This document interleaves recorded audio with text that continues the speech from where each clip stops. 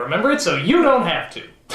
Stop me, this sounds totally ridiculous. A singing rooster dresses up like Elvis. Stop! Well, if you can't even make it that far, then you're gonna have a real hard time with Don Bluth's strangest of animated creations. Another reaction. And that's saying a lot. Another reaction to Nostalgia Critic, the guy with glasses, one of my all-time favorites. Director Don Bluth was by far one of the greatest animation gods who ever lived. What about this clock in the 80s. So let's get right in the 90s, I think he left his brain at the Foo Bar convention because he turned out some very strange, very mediocre material. The good stuff seemed to end with All Dogs Go to Heaven, and the bad stuff seemed to begin with Rock-a-Doodle. It's strange, it's nonsensical, it's kind of like a bedtime story if read by Andy Warhol. So, why is this movie such a mother-clucking mess? Take a look and decide for yourself. The film begins in outer space as a narrator's voice comes in to fatally attempt to tell the story. Once upon a time, the sun came up. Imagine for a moment if instead of rising up like this, she took a look around and decided to go back to sleep. Let me tell you all about it. And let me warn you, I've been drinking extensively.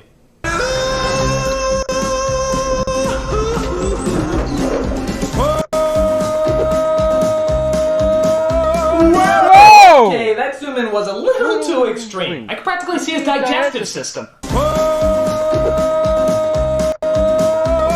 So, as the movie begins, you kind of can't really believe what you're watching. I mean, these look like cartoons from the 30s, where everything has a face, everyone seems to be bouncing and singing. What? Did they make this movie for kids or something? No excuse. Still no excuse.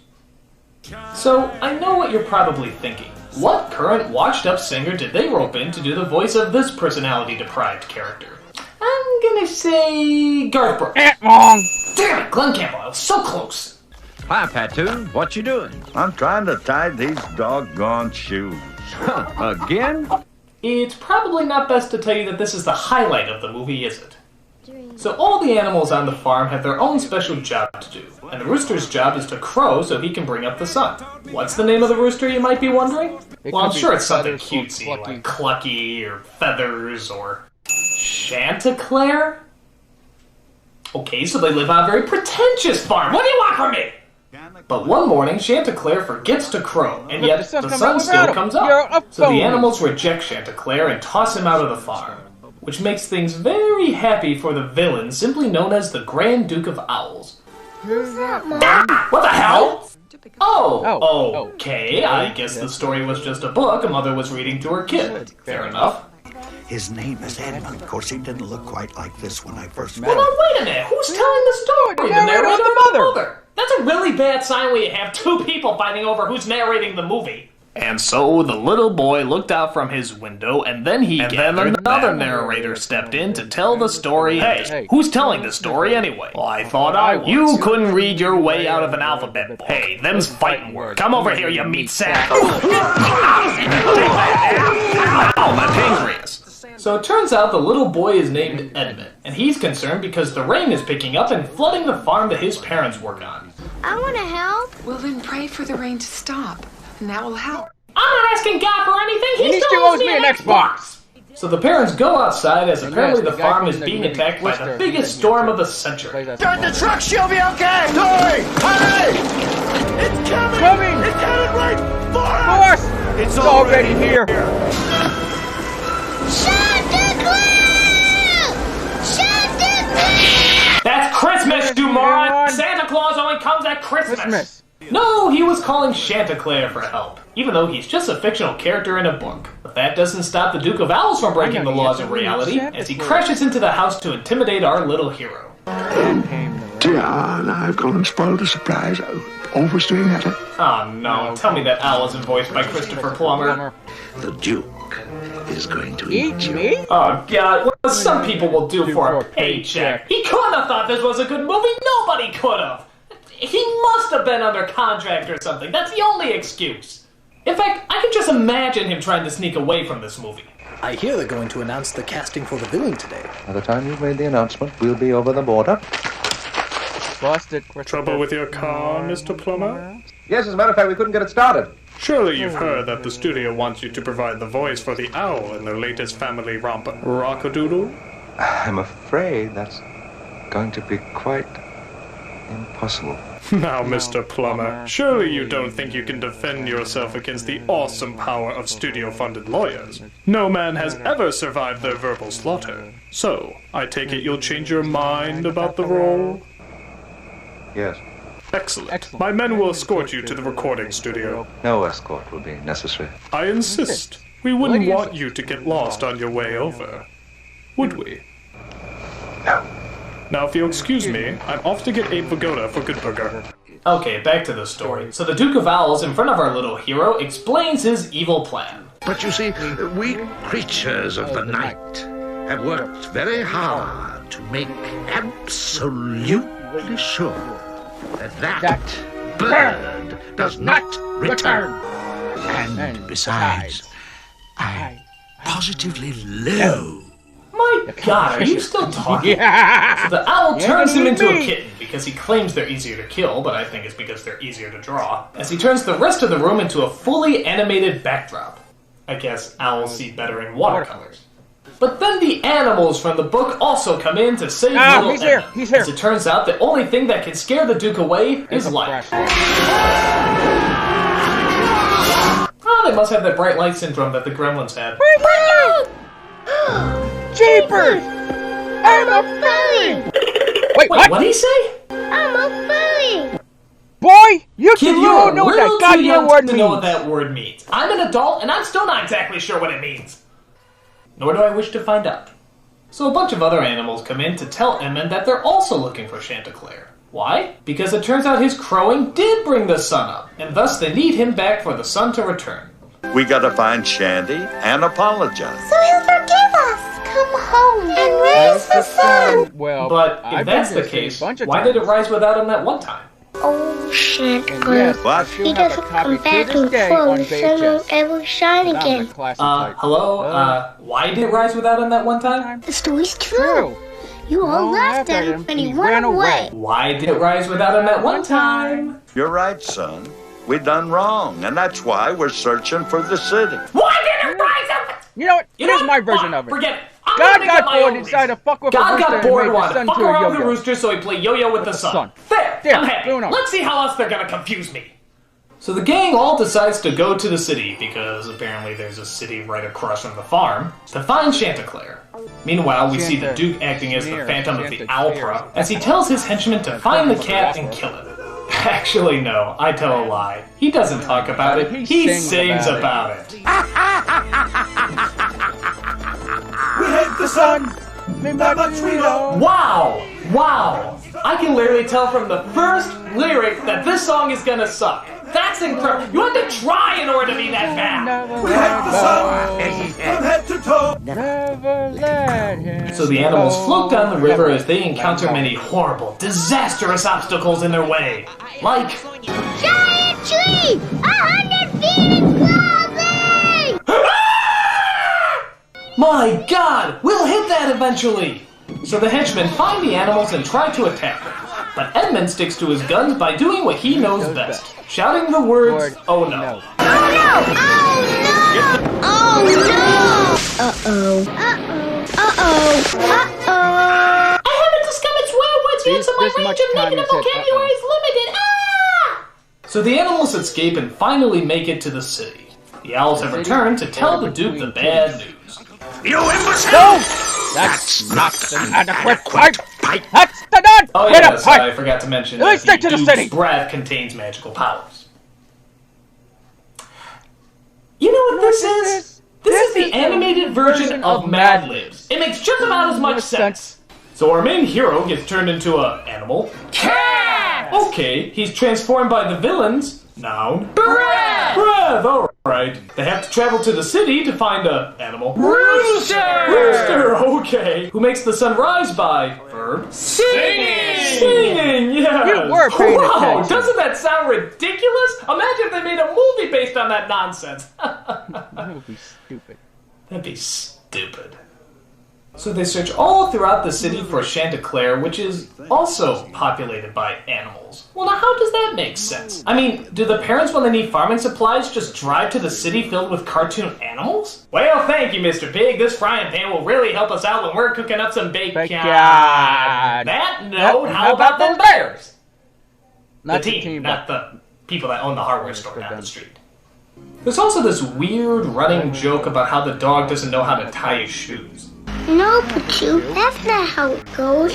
For the 100th time, it's over, around, under, and through. That's no, how kid, that's not how you act for the 100th time. Emote, connect, and be credible. Finally, they find Chanticleer, as he now makes his living as a world-famous Rooster Elvis impersonator. Isn't there all these characters sounding like sports teams' mascot rejects? Well, you're the #1 chick in this chicken coop. But one character named Goldie looks on Chanticleer's fame and can't help but feel a tad jealous. Oh, Goldie, would you not bother me with this right now? You gotta go on in 2 minutes. But I'm too good for the chorus. What's he got that I ain't got? Well, a penis for starters. So the gang tries to talk to Chanticleer, but is pushed aside by a team of bodyguards. Move it, move it, move it. Bounce, bounce you all over the place. Bounce, bounce, bounce. Oh, you know, good God, you can make a song about anything, can't you? I'm talking, I'm drinking my coffee, and then I'm going to sleep. Meanwhile, back at the farm, the flood's getting worse, as Edmund calls up to see how the pig, rabbit, and mouse are doing. This is a strange world of randomness, isn't it? No, great. Head's going out. I'm going to waste all the minutes. What about my family? Are they alright? Your family? They left this movie hours ago. They know a stinker when they see one. Bye. The number you have dialed is no longer in service. Oh no. And yes, they're gonna sing Twilly. God, just by the way they're walking, I can tell they're going to sing. Twiddly-dee, twiddly-dee. Okay, no song that begins with the lyric Tweedledee is going to be good. Go back and try again! No better. So they try to get a note to Chanticleer, this time disguising themselves as penguins so they don't get spotted. Hey, what are you doing, little fella? Something I learned in school. Something I learned in school. Well, So they give the note to Chanticleer, but is distracted by the love of his feathery life, Goldie. She says her name is Goldie.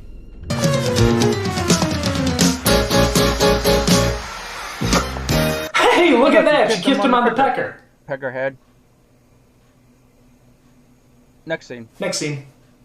So Goldie seduces Chanticleer as they make sweet, horribly written music together. Love has said hello. You don't know what that means. Really means to me. Oh, I think we've lost them. What do you mean? I love the fact that a song is so bad that even the movie is trying to ignore it. It's like they're ashamed that they made a musical.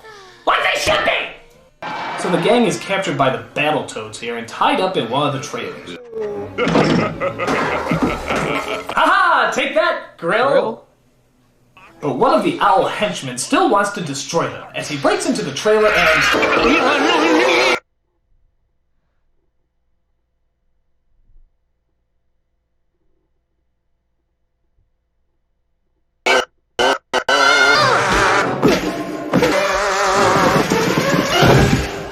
I blinked. What happened? I don't know. Somehow they escaped. And as that's going on, Chanticleer finally discovers the note, as he rides off on a motorcycle to save his friends. Oh, no. I've killed him. Jump and jump. Hold it back.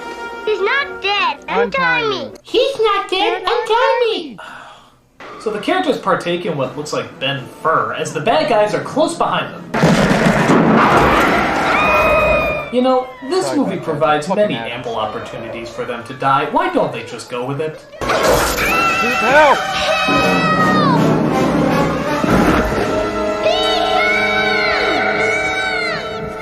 Of course, if we were afraid cat. I'm not afraid of any. Hey, lay off stuff. Scared cat. You're such a scaredy cat.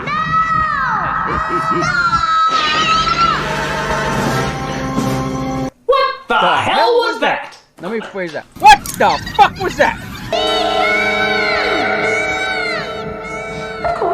Is the movie flashing before his eyes? Or rather, in his eyes? And then we're in his brain with all these characters? I mean... Big-lipped alligator moment. Big-lipped alligator moment. So after that strange slip of consciousness, Edmund saves the mouse and they escape the bad guys. As we jump back to the farm where we see the other animals have run out of batteries in their flashlight. We are the creatures of the night. These are the gayest villains ever! Do they really have to sing everything? Just because it's a musical doesn't mean you have to sing. You could just quietly shut the fuck up. I would prefer that. But thank God our heroes arrived to put that all-bird choir in its place. Alright, Joel. This is Edmund. It's over for you. This is Edmund. It's over for you. God, this kid makes Jake Lloyd look like Haley Joel Osment.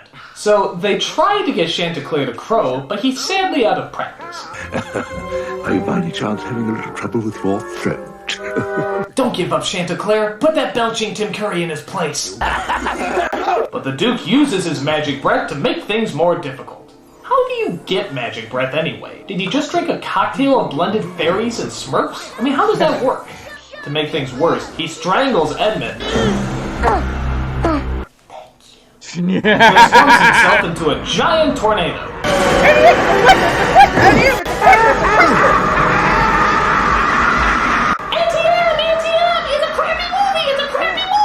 But Chanticleer finally gets his voice back and crows like he's never crowed before.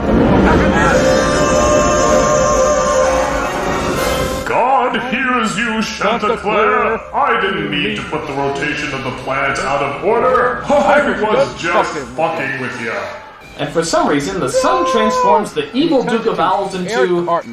Cartman from South Park. Screw you guys! I'm going home. Screw you guys!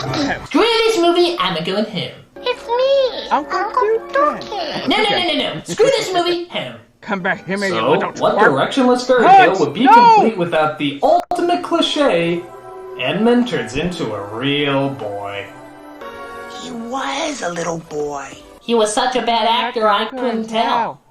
And just to make it even more insulting, it turns out that the whole thing was just a dream. Yep, everything about that chaotic little trip was all in Edmund's head. Why does that not surprise me?